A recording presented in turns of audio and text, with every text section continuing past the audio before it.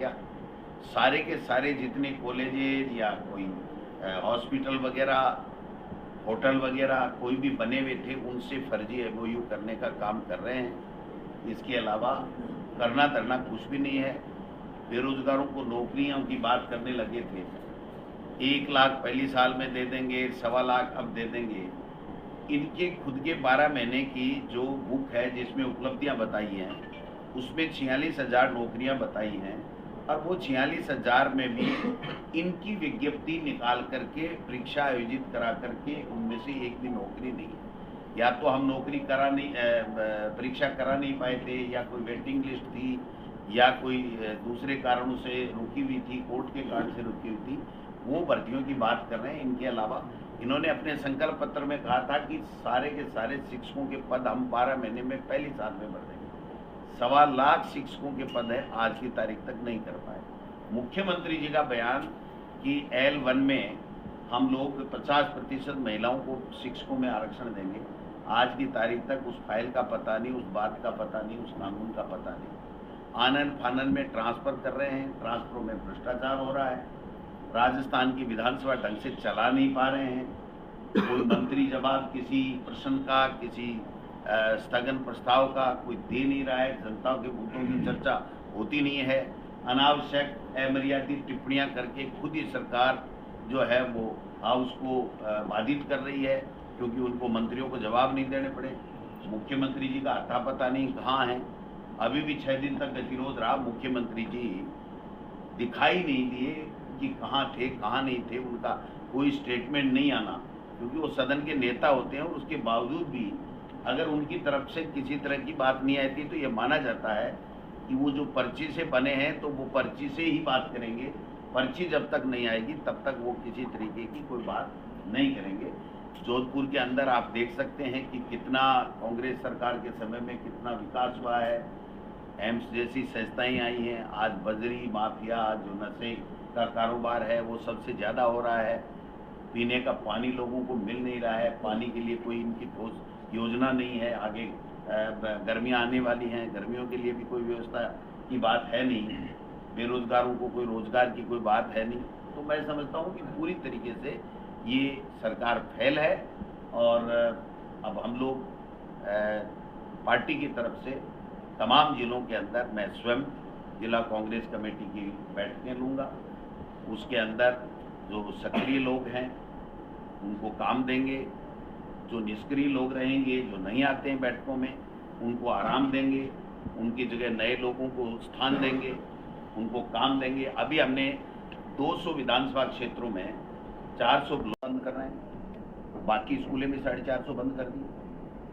25 लाख का इलाज बंद हो गया।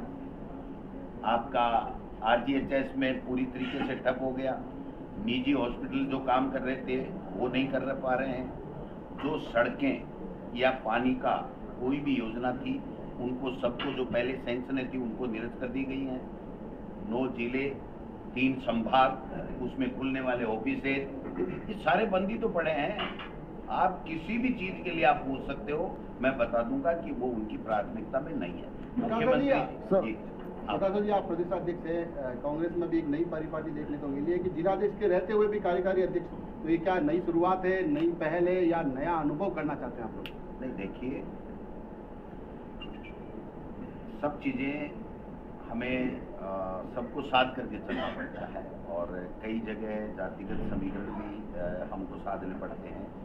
कई जगह कहीं न कहीं समय नहीं दे पाते हैं जिलाध्यक्ष, तो फिर उनके साथ में और उनकी शक्ति के लिए जोड़ा जाता है। कोई उसका विरोध के लिए नहीं बनाया जाता कि ये इसका विरोध करेगा। उसको मदद देने के लिए कार्यकारी अध्यक्ष भी बनाए जाते हैं। आज नहीं, पहले भी बनाए जाते हैं, प्रदेश में भी बनाए जाते रहे हैं। परशुराम मोरदिया जी और थे ही कार्यकारी अध्यक्ष थे। तो ये कोई नई चीज़ नहीं है। जहाँ पर हमें आवश्यकता लगती है और नीचे से सुझाव आता है कि साहब इन लोगों को भी जोड़ना चाहिए, तो सब 36 कौमों को जोड़ करके काम करना कांग्रेस की परंपरा रही है। और कांग्रेस का कोई समय सीमा होती है सर? क्या अध्यक्ष जो है DTC जो आपके जिला लेवल पे अध्यक्ष होते हैं वो इतने समय तक अध्यक्ष रहेंगे, या फिर लाइफ टाइम अध्यक्ष रहेंगे? या फिर जो आपके बूथ जो अभी आप जो 1700 पे रिकॉर्ड BLA लगा रहे हैं, इसकी समय सीमा कब तक समाप्त होगी, कब तक पूरा काम हो जाएगा? ये संविधान में बिल्कुल स्पष्ट है। पहले 3 साल था, फिर 5 साल है, और अभी पार्टी ने तय कर दिया कि कोई भी पदाधिकारी सेम पोस्ट पे एक टर्म से अलावा दूसरे टर्म पे नहीं रह सकता। तो पहली बात तो हमने जो चिंतन शिविर में जो हमने फैसला लिया था, रायपुर अधिवेशन में फैसला लिया था, उसको हमने अब तक जो संगठन बनाया उसमें पूरी तरीके से पालना की है। फिर भी अगर कहीं इस तरह की बात आती है कि पूरा टर्म करने के बाद में भी सेम पोस्ट पे है, तो अच्छा काम कर रहा है तो उसको हम प्रमोट करेंगे, लेकिन दूसरे लोगों को मौका देंगे। ये चाहे मंडल की बात हो, चाहे ब्लॉक की बात हो, चाहे जिले की बात हो, चाहे वो प्रदेश की बात हो, सब जगह एक ही नियम। सर, नाबालिग छात्राओं से विधानसभा में गतिरोध हुआ, नियुक्त किया है हमारे पदाधिकारी और ऑब्जर्वर लगा करके। वो लोग बाग जाएंगे और ब्लॉक की बैठकें करेंगे, मंडल की बैठकें करेंगे। जहां मंडल अध्यक्ष नहीं बने हैं वहां तुरंत मंडल अध्यक्ष बनाएंगे, मंडल की कार्यकारिणी बनाएंगे। बूथ जो BLA हमारे हैं उनका काम हमारा 70% हो गया, 30% है जो 1 महीने के अंदर अंदर हम तमाम 55,000 से ज़्यादा जो हमारी बूथें हैं उसके अंदर BLA बना करके और बूथ अध्यक्ष बना करके बूथ की कार्यकारिणी बनाएंगे। और इस सरकार की नाकामियों को, केंद्र सरकार की नाकामियों को और हमारे समय में जो योजनाएं थी उसको जो इन्होंने बंद करने का काम किया, उस सब के ऊपर संगठन के लोग काम करेंगे। और केंद्र की मोदी सरकार जो केवल और केवल संविधान की धज्जियां उड़ाने का काम कर रही है, कोई जवाबदेही नहीं है। जो जुमले, जो वादे इन्होंने किए थे आज 11 साल के बाद में भी वो जुमले ही साबित हो रहे हैं। और बाबा साहब का अपमान इनकी प्राथमिकता में है, आरक्षण के साथ छेड़छाड़ इनकी प्राथमिकता में है। मैं समझता हूं कि जब EWS का आरक्षण का सरलीकरण राजस्थान में किया जा सकता है कांग्रेस की सरकार के द्वारा, तो पूरे हिंदुस्तान में वो व्यवस्था, वो संशोधन, वो सहूलियत, वो स्थिरता केंद्र की मोदी सरकार क्यों नहीं देना चाहती है, ये भी एक प्रश्न आम लोगों के चयन में है। डॉक्टर साहब जी, जो पिछला बजट आया था स्टेट गवर्नमेंट का और इस बार का जो बजट आया है उसमें से बेहतर कौन सा था, जिस तरह से वो दावा कर रहे हैं कि पिछले से ये बेहतर है? देखिए, हमारा जो बजट था आखिरी का, उसका 70% रिपीटेशन इनके पहले बजट में था और 70% से ज्यादा पहले वाले बजट की आज की तारीख तक उसकी पालना नहीं हुई, वो धरातल पे नहीं उतरा। और अब की बार भी गोलमाल करके जो दोनों बजटों को मिला करके और ऐसे ऐसे कामों की डेवलपमेंट के वर्क की, सड़कों की दी गई जो 6 महीने पहले चालू हो गया काम, वित्तीय स्वीकृति जारी हो गई। तो मैं समझता हूँ केंद्र सरकार ने पहले से ही कार्य चालू कर दिए, टेंडर हो गए, वर्क ऑर्डर हो गए, वैसे काम दे दिए हैं। तो ये जो बजट है इसमें बताने के लायक इनके पास कुछ नहीं था, इसीलिए इन्होंने गतिरोध किया। और गतिरोध में पूरे बजट को इन्होंने धो दिया कि जनता को ये बताना ही ना पड़े कि हमने आपके लिए क्या बजट लेकर के आए। एक अंतरिम बजट आ गया, 2 पूरे बजट आ गए, अब तो इनके 3 बजट रहे। आप बताइए कि ये कब बताएंगे कि हमारी कौन सी योजना अच्छी है और कौन सी योजना के लिए हम क्या काम करने वाले हैं और इंफ्रास्ट्रक्चर डेवलपमेंट कैसे करेंगे। स्कूलों के लिए पैसे नहीं, पीने के लिए पानी नहीं। अभी हमारी MLA गीता बरबड़ जी कह रही थी कि जो मुख्यमंत्री ने बजट में घोषणा की थी कि ये हैंडपंप और ट्यूबवेल देंगे, ये कह रही थी कि मुझे कलेक्टर के द्वारा ये कहा गया कि हमने आपके नाम हटा दिए, आपको देने का कोई प्रावधान नहीं है, हम तो हमारे जो हारे हुए प्रत्याशी हैं उनसे हम पूछेंगे। तो ये कौन सा विधान है, कौन सा संविधान है, कौन सा कानून है? क्या जनता जीत गया उसके बाद में सबकी है?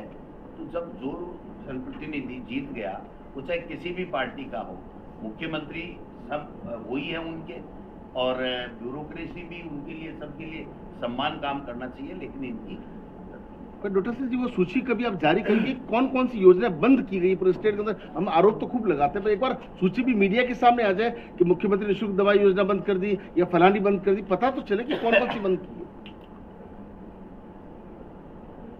टिप्पणी को हटाया जाए। दूसरी जो मांग थी, वो दूसरी मांग ये थी कि उसके बाद में जब उन्होंने कहा कि आप खेत प्रकट करो, तो मैंने खेत प्रकट कर दिया, तो उनको भी मंत्री से खेत प्रकट करवाना था। लेकिन वो उनकी तानाशाही है, उनकी दादागिरी है कि उस दिन उन्होंने नहीं करवाया। फिर भी हमने कहा इस टिप्पणी को हटाओ, हम सदन चलाना चाहते हैं। कल अपनी डिमांड के ऊपर रिप्लाई में बोला है कि मेरी ऐसी भावना नहीं थी। अगर ये पहले दिन उसी दिन बोल देते मंत्री जी कि हमारी ये भावना नहीं थी, तो ये मुद्दा ही नहीं होता। ये 5 दिन जो जनता के मुद्दों की बात थी वो होती ही नहीं। जब कल कह रहे हैं, परसों नहीं कहा, पहले दिन नहीं कहा, तो 5 दिन गतिरोध रख दिया। ये धोखा है, ये कुछ नहीं कर पाएंगे। ये जनप्रतिनिधियों को दोबारा चुन करके आने नहीं देना चाहते हैं। ये संविधान के खिलाफ बात कर रहे हैं। जो कानून बना हुआ है पंचायती राज का, वो केंद्र का कानून है, स्टेट का नगर पालिका का कानून है, उसके खिलाफ है। लोग कोर्ट में गए हैं, इनको मुंह की खानी पड़ेगी, किस्तों में कराने पड़ेंगे। एक साथ कोई चुनाव ये पंचायत राज या नगर निकाय का नहीं करा। सर राजनीतिक चरित्र किस तरफ जा रहा है सर? आप नाथी का बड़ा बोलते हैं, आप उसको जस्टिफाई करते हैं। जोगाराम जी पटेल आपको पलटूराम बोलते हैं, और इधर वो हनुमान बेनीवाल आपको जोकर बोलता है। ये किस तरह की राजनीति सर? देखिए, हनुमान बेनीवाल अपनी राजनीति कर रहा है, उसकी भाषा कैसी होगी वो तो उसको तय करना है। मैंने नाथी का बाड़ा नहीं है का मतलब ये है कि यहाँ पर हिसाब नहीं लेने का सिस्टम नहीं है। अगर आपको तनख्वाह दी जाती है तो आपको काम करना पड़ेगा, और नाथी का बाड़ा कोई अपवित्र नहीं है। आप गूगल सर्च कर लीजिए, कोई अपवित्र नहीं है। जोगाराम जी सर, जोगाराम जी ने जो बोला, जोगाराम जी तो देखो, नाम संसदीय कार्य मंत्री है, लेकिन असंसदीय कार्य मंत्री वो हो चुके हैं। अब वो पलटूराम कहते क्या कहते हैं, इसलिए तो मैं कह रहा हूँ ना कि संवैधानिक पद पे बैठा हुआ असंवैधानिक टिप्पणी कर रहा है कि एमएलए बनने लगे, और संसदीय कार्य मंत्री असंसदीय भाषा का उपयोग कर रहा है। तो आपको तय करना अगली बार जोगाराम जी को भेजना कि नहीं भेजना। सर, जोगाराम जी के इलाके का जोजरी नदी का इशू है। आज केंद्रीय मंत्री जी से भी इस बारे में हमने सवाल किया था। वहाँ लगातार आसपास के लोग बहुत परेशान हैं। इनको बीजेपी का जो केंद्रीय मंत्री हो, चाहे वो स्टेट का मंत्री हो, चाहे मुख्यमंत्री हो, इनको कोई मतलब नहीं है जनता के मुद्दों से। अगर आप इतिहास उठा के देखोगे तो यहाँ जोधपुर के अंदर अशोक गहलोत जी ने, जो जयपुर में नहीं है, वो संस्थाएं ला दी, पानी की व्यवस्था की, सड़कों की व्यवस्था की, इतना काम कर दिया। और इनके मंत्री, केंद्रीय मंत्री से पूछ लो या इनके राज्य मंत्री से पूछ लो कि आपने कितना काम किया। तो आपके समय में जोजरी की समस्या तो मना कर रहा हूँ। मैं कह रहा हूँ कि हमारा प्राथमिकता समस्याओं के समाधान की ओर बढ़ने की होती है, और इनकी होती है कि तानाशाही करो, संवैधानिक संस्थाओं का दुरुपयोग करो, कोई काम मत करो और दादागिरी से।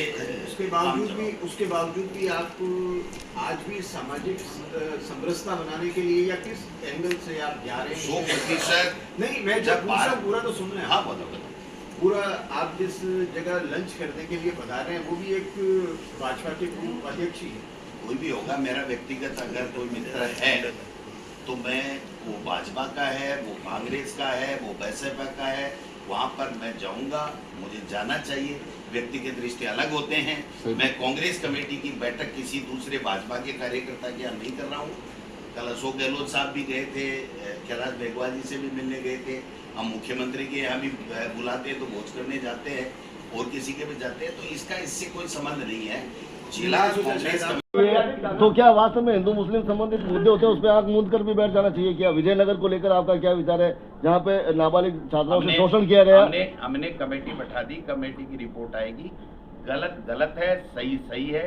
जो गलत होगा उसके साथ हम कभी कांग्रेस पार्टी नहीं रहेगी, ये मैं आपको लिख के दे रहा हूं। सर, सदन की अगर बात करें तो जो गतिरोध टूटा अंत में, वो किसकी वजह से टूटा? अशोक गहलोत, जूली साहब आपके, या फिर अशोक जी ने भी आपको मोटिवेट किया था, भाई करो, खत्म करो इस बात को? देखिए, अशोक जी हमारे पूर्व मुख्यमंत्री हैं, 3 बार के मुख्यमंत्री हैं। वो हमें गाइड करते ही रहते हैं, आज ही नहीं हमेशा ही करते रहे और आगे भी करते रहेंगे। जो गतिरोध टूटा वो हमने जनता के मुद्दों को प्राथमिकता देते हुए, आप अध्यक्ष का बयान सुनिए कि वो ये कह रहा है कि माफी मांगने की बात नहीं है, फिर भी जूली जी से माफी मंगवाई। उन्होंने कहा मंत्री की जो अशोभनीय टिप्पणी है उस पर जो है वो खेद प्रकट करेगा। आज की तारीख तक उनके द्वारा खेद प्रकट नहीं किया गया। फिर भी हमने कहा कि जनता के लिए आए हम, हमारा कोई ईगो नहीं है, हमारा कोई व्यक्तिगत काम नहीं है। हमें जनता के मुद्दों को सदन में लाने के लिए हमें अगर आगे बढ़ करके कोई बात करके इस गतिरोध को समाप्त करना चाहिए, वो पहल हमने की और मुख्यमंत्री जी ने उन्होंने उचित समझा, वरना हमारे स्पीकर साहब तो आज भी वही बात रख रहे हैं क्योंकि जो संविधान की सर अभी मार जाओ, आप डिस्टर्ब हो रहे तो बाहर चले जाओ, बाहर चले जाओ।